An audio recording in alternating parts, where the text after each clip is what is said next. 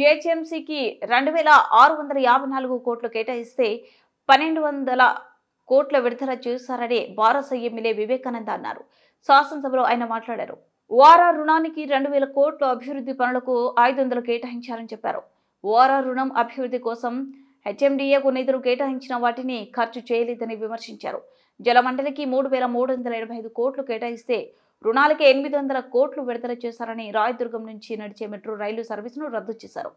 పాత బస్సు నుంచి చేపట్టిన మెట్రోకు 1100 కోట్లు కేటాయిస్తే 300 కోట్ల కంటే తక్కువ ఇచ్చారు. మూసీ సుందరికడకు 1500 కోట్లు కేటాయిస్తే 80 కోట్లే విడుదల చేశారు. గత ఏడాది కేటాయించిన నిధులు కేవలం 25% విడుదల చేశారు. హైదరాబాద్ అభివృద్ధిని విస్మరించినట్లు గణాంకాల ద్వారా స్పష్టమైంది అని వివేకానంద విమర్శించారు. ఖ్యాతి మరి ఎంతో ఇమేజ్ ఉన్నటువంటి సిటీని పూర్తిగా విస్మరిస్తున్నట్టు స్పష్టంగా అర్థమవుతుంది అధ్యక్ష. అయితే ఈ యొక్క హైదరాబాద్ నగరం పైన ఒక విజన్ అంటూ ప్రభుత్వానికి ఉండాల్సిన అవసరం, బాధ్యత ఉంది. అది కూడా దీనిపైన సంపూర్ణంగా అవగాహన పెంచుకోవాల్సిన అవసరం ఉన్నది. దీన్ని ఏ రకంగా ముందు తీసుకెళ్లాల్సిన అవసరం ఉందని చెప్పేసి నేను సందర్భంగా మనవి చేస్తున్నాను అధ్యక్ష. అయితే గత బడ్జెట్ గురించి నేను చెప్పాను అధ్యక్ష, దాదాపు 25% నిధులనే మరి కేటాయించి మిగతాది కూడా మరి ఇక్కడ కూడా ఖర్చులో కనపడలేదు.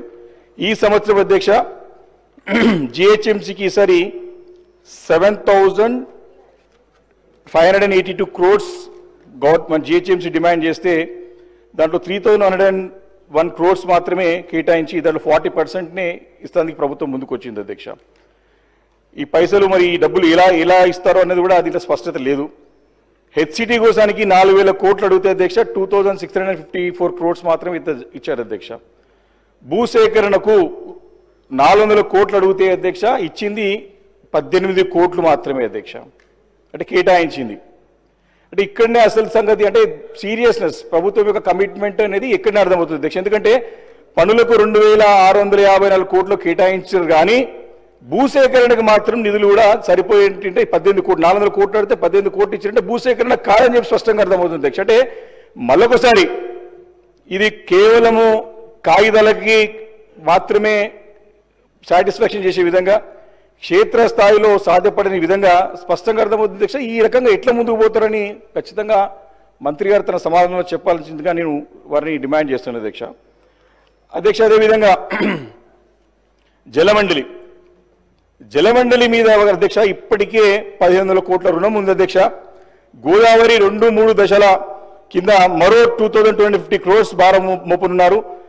8000 క్రోడ్స్ అడిగితే 3385 క్రోడ్స్ మాత్రమే కేటాయించి పోయిన సంవత్సరం లాగానే మరి ఈ సంవత్సరం కూడా ముందుకు తీసుకెళ్లి అందులో కేవలం పోయినసారి కూడా సేమ్ ఇదే ఫిగర్ ఇచ్చారు అధ్యక్ష. కానీ దాంట్లో తిరిగి చెల్లింపు అంటే మా బ్యాంక్ రుణాలు కానీ దానికి కేటాయించి 800 క్రోడ్స్ తప్ప అభివృద్ధి పనులకు ఒక్క పైసా కూడా ఇవ్వలేదు అధ్యక్ష. ఇంకో ముఖ్యమైనటువంటి అంశం అధ్యక్ష, గత అంటే హైదరాబాద్ నీటి అవసరాలను దృష్టిలో పెట్టుకొని మరి గతంలో